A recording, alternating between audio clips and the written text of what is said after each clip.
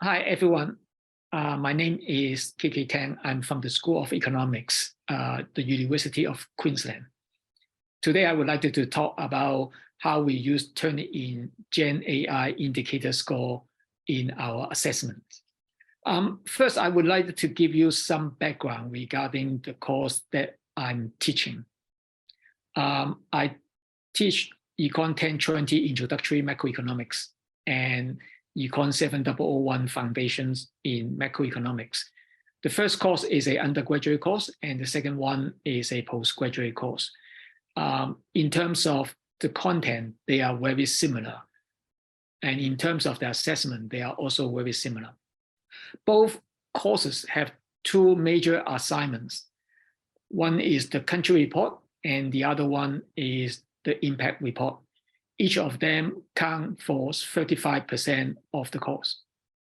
Both courses are individual assignments. The original design of these two assignments were quite vulnerable to AI cheating.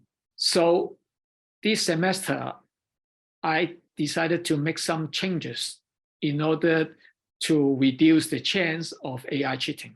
For the country report, we only make some minor changes, and we have complete the marking. So I can tell you how we go with the Turnitin Gen AI indicator score. For the second assignment, the impact report, we have made some major changes. And in fact, we include the ChatGPT generated material as part of the assessment. But we have not yet completed the marking yet. So today's presentation will focus on the country report. For the country report, students were asked to examine the economic environment of a randomly assigned country. Students needed to consider a range of economic data and policy factors when they write the report. They also needed to provide citation and references. Now, for this country report, students were told that AI was not permitted for the assignment. Students were provided with the UQ Library AI literacy materials. I had also discussed with students in classes whether AI should or should not be used for assignments. This table shows you the distribution of the Turnitin Gen AI index score. I call it AI index for simplicity. For the undergraduate course, out of the 412 submissions, only 5 of them had an index score of 40% or higher. And out of these 5 submissions, 3 of them have an AI index score of 100%. After initial investigations, only 2 of them require further clarification from students. And both of these 2 submissions have an AI index of 100%.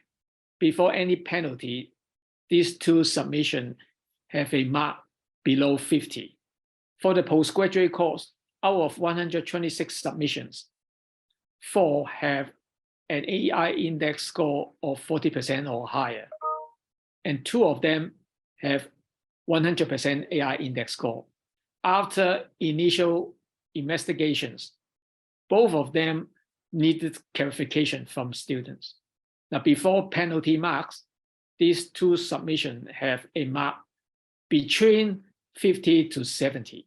Now let's look at these 4 submissions that we require further clarification from students. For the first one, we cannot find any of the references in the report on the internet or on the publisher's website.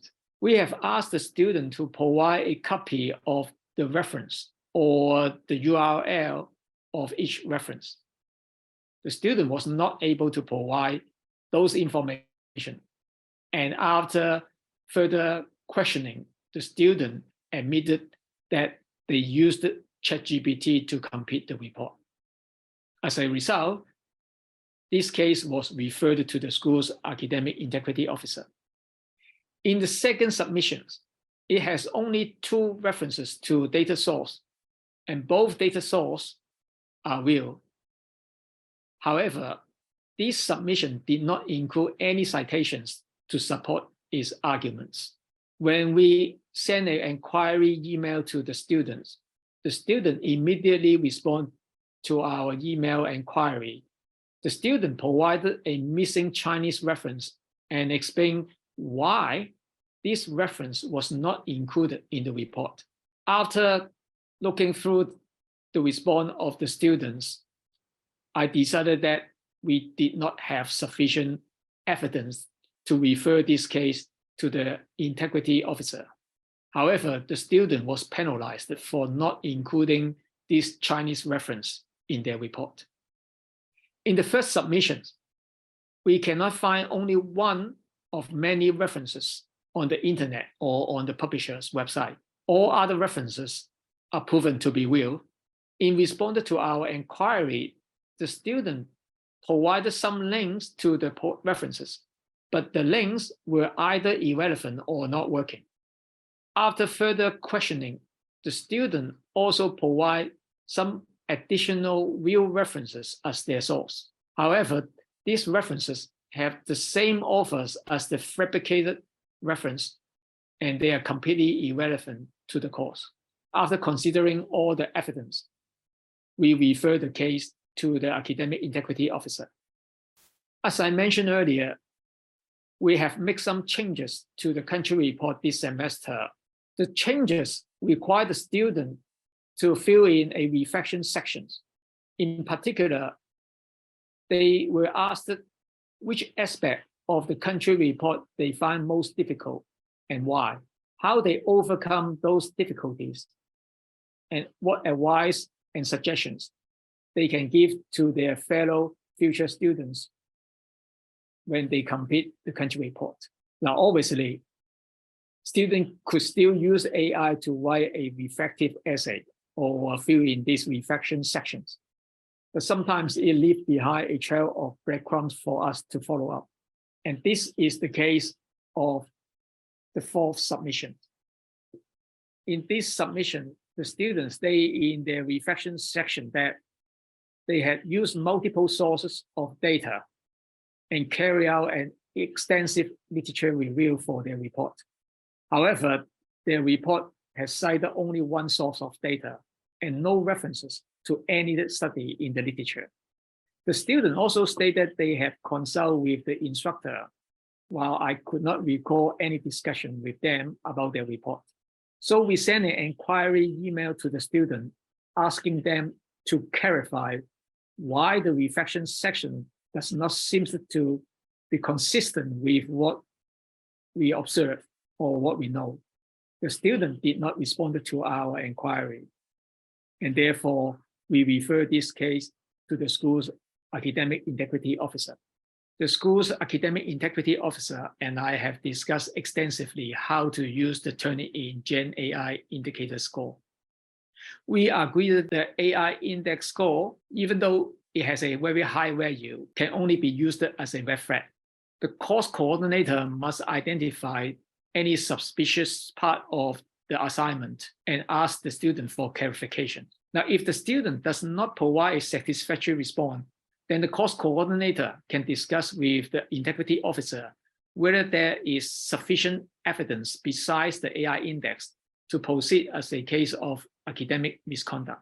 If there is insufficient evidence to suggest academic misconduct, the course coordinator may still consider whether any penalty permitted by the marking guideline are appropriate.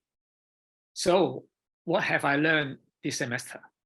Now I understand that we should treat cases of AI cheating in the same way as other cases where the student have submitted work that is not their own. It's not necessarily helpful or useful to mention AI or AI index score when communicating with the students. If the student is innocent, then it could cause them a lot of stress. While if the student is not innocent, then it may give them a clue to their response to our inquiry. Now, we do have to admit that cases of AI cheating are much harder to prosecute than cases of plagiarism. There are a way to reduce the chance of AI cheating. Having better assessment design definitely will help. For example, in my case, I can ask students to include specific type of graph or even hand-drawn diagram as part of their submissions. I can also ask students to submit data file to prove that their submission are their own work. If we have concern about the integrity of the submission, we can also ask the student to complete an additional oral assessment. Finally, it's important to communicate with students about why AI is or is not allowed as part of the assessment. Thank you.